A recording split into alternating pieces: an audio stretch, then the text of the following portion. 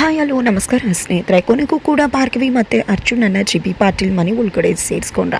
ಈ ಕಡೆ ಅಪ್ಪನ್ನೇ ತಂಡ ಹೊಡ್ಸದ ಅರ್ಜುನ್. ಹಾಗಾದ್ರೆ ಇಲ್ಲಿ ಅಪ್ಪನಿಗೆ ಭಿಕ್ಷೆ ಕೊಟ್ಟ ಅರ್ಜುನ್ ಏನು ಮಾಡಿದ್ರು, ಏನಾಯಿತು, ಏನು ಕತೆ, ಇದು ಎಲ್ಲವನ್ನ ಕೂಡ ತಿಳ್ಕೊಬೇಕು ಅಂದರೆ ಈಗಲೇ ನಮ್ಮ ಈ ಚಾನಲ್ನ ಸಬ್ಸ್ಕ್ರೈಬ್ ಮಾಡಿ, ಹಾಗೆ ಈ ಒಂದು ವಿಡಿಯೋವನ್ನು ಪೂರ್ತಿಯಾಗಿ ನೋಡೋದನ್ನು ಯಾವುದೇ ಕಾರಣಕ್ಕೂ ಕೂಡ ಮರಿಬೇಡಿ. ಇಲ್ಲಿ ಅರ್ಜುನ್ ಮತ್ತು ಭಾರ್ಗವಿ ಆ ಮನೆಯಿಂದ ಹೊರಗಡೆ ಹೋಗಬೇಕು ಅಂತ ಹೇಳಿ ಅನ್ನಪೂರ್ಣವರು ಯೋಚನೆ ಮಾಡ್ತಿದ್ದಾರೆ. ಬಿಕಾಸ್ ಇಲ್ಲಿ ಜನಗಳು ಎಲ್ಲರೂ ಕೂಡ ರವೀಂದ್ರ ಭಟ್ಕಳ ಬಗ್ಗೆ ಮಾತನಾಡಿದ್ದು ಅದು ಯಾವುದೂ ಕೂಡ ಇಲ್ಲಿ ಅನ್ನಪೂರ್ಣವ್ರಿಗೆ ಸಹಿಸ್ಕೊಳ್ಳೋಕೆ ಸಾಧ್ಯ ಆಗ್ತಿಲ್ಲ. ತನ್ನ ಮಗಳು ಮತ್ತು ಅಳಿಯನಾದರೂ ಚೆನ್ನಾಗಿರಬೇಕು ಅನ್ನೋದು ಅವರ ಯೋಚನೆ ಆಗಿದೆ. ಮತ್ತು ಇವ್ರಿಗೂ ಏನಾದರೂ ತೊಂದರೆ ಆಗಿಬಿಟ್ರೆ ಅನ್ನೋ ಒಂದು ಗಾಬರಿಯಿಂದ ಭಾರ್ಗವಿ ಮತ್ತು ಅರ್ಜುನನ್ನು ಮನೆ ಬಿಟ್ಟು ಕಳಿಸು ನಿರ್ಧಾರಕ್ಕೆ ಬಂದಿದ್ದಾರೆ ಅನ್ನಪೂರ್ಣ ಅವರು. ಇತ್ತ ಕಡೆ ವಿಕಿ ಮತ್ತು ವಂದನಾ ಇಬ್ಬರು ಕೂಡ ಮಾತನಾಡ್ಕೊತಿದ್ದಾರೆ. ಆದರೂ ವಿಕಿ ನೀನಂತೂ ಸುಪ್ಪಕಣು, ಎಷ್ಟು ಜನ ನಿನ್ನ ಪರವಾಗಿ ಮಾತಾಡಿದ್ರು, ನೀನಂತೂ ಚಿಟಿಕೆ ಹುಡುಗಷ್ಟರಲ್ಲಿ ಅಂದ್ಕೊಂಡಿದ್ದನ್ನು ಸಾಧಿಸೇ ಬಿಟ್ಟೆ. ನಿಜಕ್ಕೂ ಇಷ್ಟು ಮಟ್ಟಿಗೆ ಆಗುತ್ತೆ ಅಂತ ನಾನು ಅಂದ್ಕೊಂಡೇ ಇರಲಿಲ್ಲ. ಆ ಭಾರ್ಗವಿ ಮುಖ ಹೇಗಾಯಿತು ಗೊತ್ತಾ, ರವೀಂದ್ರ ಭಟ್ಗಳಿಗೆ ಹೇಗೆ ಅವಮಾನ ಆಯಿತು ಗೊತ್ತಾ, ಸತ್ತಿದ್ರು ಕೂಡ ವ್ಯಕ್ತಿಗೆ ನಂತೆ ಇಲ್ಲ ಅಂತ ವಂದನಾ ಹೇಳ್ತಿರ್ತಾಳೆ. ಹೌದು, ಆ ಭಾರ್ಗವಿ ಮತ್ತು ಅವರಪ್ಪ ನಮಗೆ ಎಷ್ಟೆಲ್ಲ ಅವಮಾನ ಮಾಡಿದ್ದಾರೆ.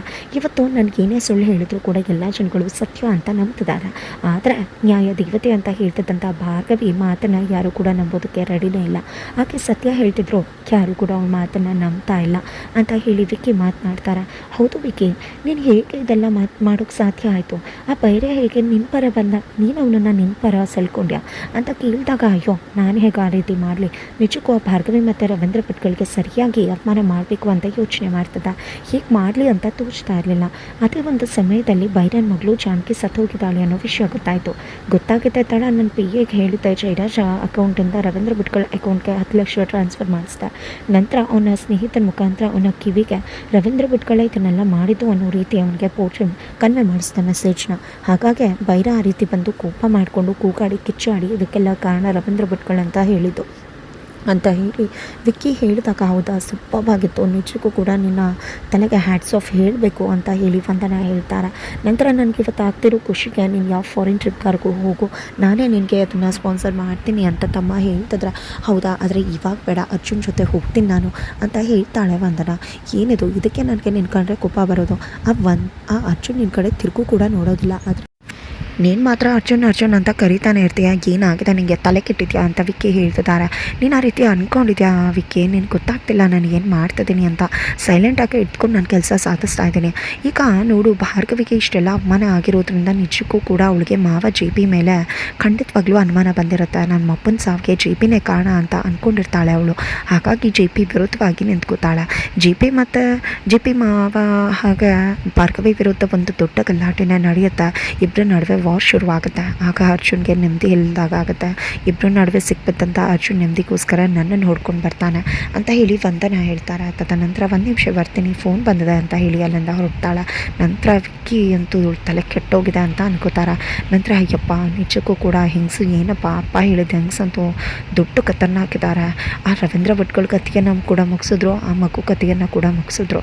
ಖಂಡಿತವಾಗ್ಲೂ ಇನ್ನೊಂದು ಬ್ಯಾಚ್ ಅವ್ರಿಗೆ ತುಂಬಾ ಜಾಗರೂಕವಾಗಿ ಸೇರೋ ರೀತಿ ಮಾಡಿಬಿಡ್ಬೇಕು ಆದಷ್ಟು ಬೇಗ, ಇಲ್ಲ ಅಂದರೆ ನನ್ನ ಕತೆ ಕೂಡ ಮುಗಿಸ್ಬಿಡ್ತಾಳೆ.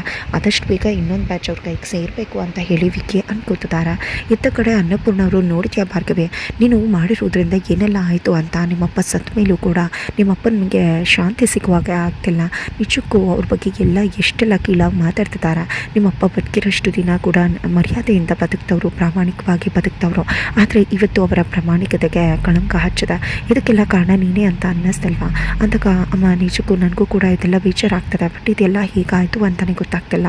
ನಿಜಕ್ಕೂ ಅವರ ಮಗುವನ್ನು ಕಾಪಾಡಿದ ಅಪ್ಪ, ಆದರೆ ಇವತ್ತು ಮಗು ಕತೆ ಮುಗಿಯೋದಕ್ಕೆ ಅಪ್ಪನೇ ಕಾರಣ ಅಂತ ಹೇಳ್ತಿದ್ದಾರೆ. ಇದೆಲ್ಲವನ್ನ ಕೂಡ ನಾನು ಸರಿಪಡಿಸ್ತೀನಮ್ಮ, ಖಂಡಿತವಾಗ್ಲೂ ನಾನು ನ್ಯಾಯ ಕೊಡಿಸ್ತೀನಿ ಅಂತ ಭಾರ್ಗವಿ ಹೇಳಿದಾಗ, ನೋಡಿದ್ಯಾ ಜಸ್ಟ್ 24 ಗಂಟೆ ಆಗಿಲ್ಲ, ಆಲ್ರೆಡಿ ನೀನು ನಾನು ಕೊಟ್ಟಂಥ ಮಾತನ್ನೇ ಮರೀತಾ ಇದೆಯಾ ನೀನು. ನಿಜ ಹೇಳಬೇಕು ಅಂದರೆ ಆಕ್ಸಿಡೆಂಟು, ಯಾವುದೋ ಒಂದು ಕೇಸು, ಎಲ್ಲದಕ್ಕಿಂತ ಮುಖ್ಯವಾಗಿ ನೀನು ಕೂಡ ನಿಮ್ಮ ಅಪ್ಪನ ಸಾವಿಗೆ ಕಾರಣ ಆಗಿದೆಯಾ. ಇವತ್ತು ನೀನು ಕೋರ್ಟ್ಗೆ ಕರ್ಕೊಂಡು ಹೋಗಿದ್ರಿಂದನೇ ನಿಮ್ಮಪ್ಪ ಸತ್ತು ಹೋಗಿರೋದು. ಇವತ್ತು ನಿಮ್ಮಪ್ಪನ ಸಾವಿಗೆ ನೀನೇ ಕಾರಣ ಆಗಿಬಿಟ್ಟ. ಸಾಕು, ಇನ್ನು ಇಲ್ಲಿ ನೀನು ಇರಬಾರ್ದು, ಇನ್ನು ನಿನ್ನ ಗಂಡನ ಮನೆಗೆ ಹೋಗಿ ನೀನು ಎಲ್ಲರ ಜೊತೆ ಬದುಕು, ನಿನ್ನ ಸಂಸಾರ ನೋಡ್ಕೊ, ನಿಮ್ಮಪ್ಪನ ಆಸೆ ಅಂತ ಗಂಡನ ಮನೆಗೆ ಹೋಗು ಅಂತ ಹೇಳ್ತಿದ್ದಾರೆ ಅನ್ನಪೂರ್ಣ. ಇಲ್ಲಮ್ಮ ನೀನು ಮಾತಾಡ್ತಿದ್ಯಾ, ಅಪ್ಪಂಗೆ ನ್ಯಾಯ ಕೊಡಿಸ್ಬೇಕು, ನಾನು ಯಾವುದೇ ಕಾರಣಕ್ಕೂ ಇಲ್ಲಿಂದ ಹೋಗೋದಿಲ್ಲ ಅಂತ ಭಾರ್ಗವಿ ಹೇಳಿದಾಗ ನೀನು ಹೋಗಲೇಬೇಕು ಅಂತ ಹೇಳಿ ಹೊರಗಡೆ ತಪ್ಪಿ ಬಾಗಿಲು ಹಾಕ್ಕೊಂಡ್ಬಿಡ್ತಾರೆ ಅನ್ನಪೂರ್ಣ. ನಂತರ ಇಲ್ಲಿ ಭಾರ್ಗವಿಗೆ ಅನ್ನಿಸ್ತದೆ, ಹೀಗಿದೆಲ್ಲ ಆಗೋಕ್ಕೆ ಸಾಧ್ಯ, ಯಾಕೆ ಇದೆಲ್ಲ ನಮ್ಮ ವಿರುದ್ಧವಾಗಿ ನಡೀತಾ ಇದೆ, ಇದರಿಂದ ಯಾರ್ದೋ ಕಾರಣದ ಕೈ ಇರ್ಬೋದಾ, ಅಪ್ಪನ ಯಾರು ಸಾಯಿಸಿರ್ಬೋದು, ಯಾವುದೋ ಒಂದು ಕೇಸ್ ಫೈಲಿನ ಬಗ್ಗೆ ಅಪ್ಪ ಮಾತಾಡ್ತಾ ಇದ್ರು, ಯಾವುದೋ ಒಂದು ಕೇಸ್ ಫೈಲಿಗೆ ಸಂಬಂಧಪಟ್ಟಂಗೆ ಇದೆಲ್ಲ ನಡೀತಾ ಇರ್ಬೋದಾ, ಹಾಗಿದ್ರೆ ಕೇಸ್ ಫೈಲಲ್ಲಿ ಏನಿದೆ ಅಂತ ಹೇಳಿ ತಿಳ್ಕೊಬೇಕು ಅಂತ ಹೇಳಿ ಎಲ್ಲ ಕಡೆ ಭಾರ್ಗವಿಯ ಒಂದು ಫೈಲನ್ನು ಹುಡುಕಾಡೋದಕ್ಕೆ ಮುಂದಾಗ್ತಿದ್ದಾಳೆ. ಆದರೆ ಎಷ್ಟೇ ಹುಡುಕಿದ್ರು ಕೂಡ ಫೈಲ್ ಸಿಗೋದಿಲ್ಲ. ತದನಂತರ ಮೇಲ್ಗಡೆ ಹೋಗಿ ಅಟ್ಟದ ಮೇಲೆ ಫೈಲ್ ಎತ್ಕೊಳ್ಳೋಕೆ ಇಲ್ಲಿ ಭಾರ್ಗವಿ ಮುಂದಾದಾಗ ಕಲ್ಪನವ್ರು ಬಂದಿದೆ. ಏನು ಮಾಡ್ತಿದ್ಯಾ ಭಾರ್ಗವಿ, ನೀನು ಮೊದಲು ಇಲ್ಲಿಂದ ಹೊರಡುವಂತಕ ಇಲ್ಲ ಅಂತ ಅಪ್ಪಂಗೆ ನಾನು ನ್ಯಾಯ ಕೊಡಿಸೋ ತಕ್ಕ ಯಾವುದೇ ಕಾರಣಕ್ಕೂ ಇಲ್ಲಿಂದ ಹೋಗೋದಿಲ್ಲ ಅಂತ ಹೇಳ್ತಾರೆ. ನೀನು ಸುಮ್ಮನೆ ಬರ್ತೀಯಾ ಅಂತ ಹೇಳಿ ಹೇಳ್ಕೊಂಡು ಹೋಗ್ಬಿಡ್ತಾರೆ ಕಲ್ಪನಾ ಅವರು.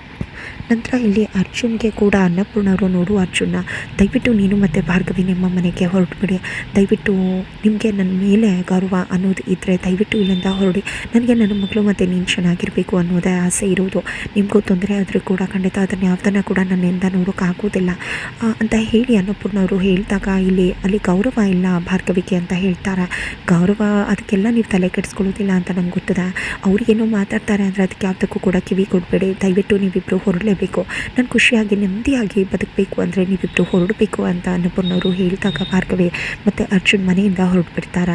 ಇತ್ತ ಕಡೆ ಜಿ ಪಿ ಪಾಟೀಲ್ ಫೈಲ್ ತೊಗೊಂಡಿದ್ದೆ. ನೋಡು ರವೀಂದ್ರ, ಈ ಫೈಲ್ ವಿಷಯನ ಯಾಕೆ ತೊಗೊಂಡು ಬಂದೆ, ಹಳೆ ಕೇಸಲ್ಲಿ ಬಿದ್ದು ಹೋಗಿತ್ತಲ್ವ, ಯಾಕೆ ಬೇಕಾಗಿತ್ತು ನಿನಗೆ ಈ ಫೈಲನ್ನು ಓಪನ್ ಮಾಡಿಸೋದು, ಅವತ್ತು ನಿನ್ನನ್ನು ಕೋರ್ಟಿಂದ ಹೊರಗಡೆ ಇಟ್ಟಿದ್ದೆ, ಈ ಒಂದು ಕೇಸ್ ಮತ್ತೆ ಶುರು ಮಾಡಬಾರ್ದು ಅಂತ, ಆದರೆ ಮತ್ತೆ ಈ ಕೇಸ್ ಫೈಲನ್ನು ಎತ್ಕೊಂಡು ರೀಓಪನ್ ಮಾಡೋಕ್ಕೆ ಬಂದೆ, ಅದಕ್ಕೆ ಇವತ್ತು ಆ ದೇವರೇ ನಿನ್ನನ್ನು ಕರ್ಕೊಂಡ್ಬಿಟ್ಟ, ಆ ದೇವ್ರ ಬಳಿಗೆ ಇಷ್ಟು ಬೇಗ ಹೊರಟುಬಿಟ್ಟೆ ನೀನು ಅಂತ ಹೇಳಿದೆ. ಈಗ ಈ ಕೇಸ್ ಫೈಲ್ ಯಾರಿಗೂ ಸಿಗಬಾರ್ದು ಅಂತ ಯೋಚನೆ ಮಾಡ್ದಂಥ ಜಿ ಪಿ ಪಾಟೀಲ್ ಆ ಕೇಸ್ ಫೈಲನ್ನೇ ಸುಟ್ಟು ಹಾಕ್ತಿದ್ದಾರೆ. ಇನ್ನು ಮುಂದೆ ಯಾರಿಗೂ ಕೂಡ ಈ ಕೇಸ್ ವಿಷಯ ಗೊತ್ತಾಗೋದಿಲ್ಲ, ಎಲ್ಲಿಗೂ ಕೂಡ ಸುಟ್ಟು ಭಸ್ಮ ಆಗೋಯ್ತು ಅಂತ ಜಿ ಪಿ ಪಾಟೀಲ್ ಕೇಕೆ ಹಾಕ್ತಿದ್ದಾರೆ. ಇದರ ನಡುವೆ ಅರ್ಜುನ್ ಮತ್ತು ಭಾರ್ಗವಿ ಇಬ್ಬರು ಕೂಡ ಮನೆಗೆ ಬರ್ತಾರೆ. ಮನೆಗೆ ಬಂದಿದ್ದೆ ಮಗನ ನೋಡಿದ್ದೆ ನಿರ್ಮಲಾ ಪಾಟೀಲ್ಗೆ ತುಂಬ ಖುಷಿ ಆಗುತ್ತೆ, ಮಗನನ್ನು ಕರ್ಕೊಂಡು ಬರೋಕ್ಕೆ ಹೋಗ್ತಾರೆ. ಆದರೆ ಭಾರ್ಗವಿ ಬಂದಿರೋದನ್ನು ನೋಡಿದ್ದೇ ಇಲ್ಲ. ನಮ್ಮ ಮನೇಲಿ ಆ ಭಾರ್ಗವಿಗೆ ಜಾಗ ಇಲ್ಲ, ಅರ್ಜುನ್ ನಿನಗೆ ಮಾತ್ರ ನಮ್ಮ ಮನೇಲಿ ಜಾಗ ಇರೋದು, ನಡಿ ಒಳಗಡೆ ಅಂತ ಹೇಳ್ತಾರೆ. ಆದರೆ ಅರ್ಜುನ್ ಭಾರ್ಗವಿಯನ್ನು ಕೂಡ ಕರ್ಕೊಂಡು ಒಳಗಡೆ ಬರ್ತಾರೆ.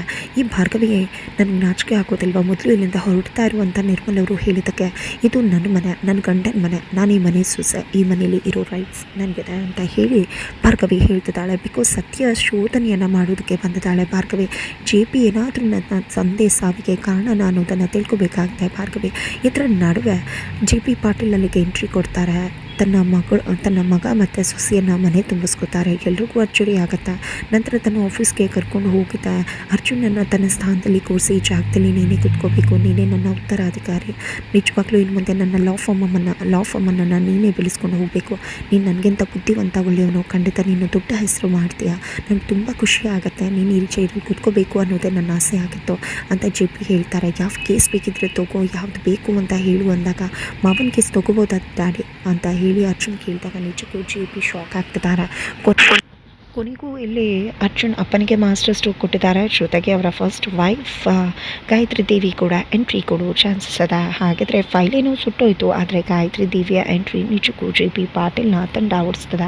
ಏನಾಗುತ್ತೆ ಮುಂದೆ ತಿಳ್ಕೋಬೇಕು ಅಂದರೆ ಮುಂದಿನ ವೀಡಿಯೋಗೆ ವೇಟ್ ಮಾಡೋದನ್ನು ಮರಿಬೇಕು.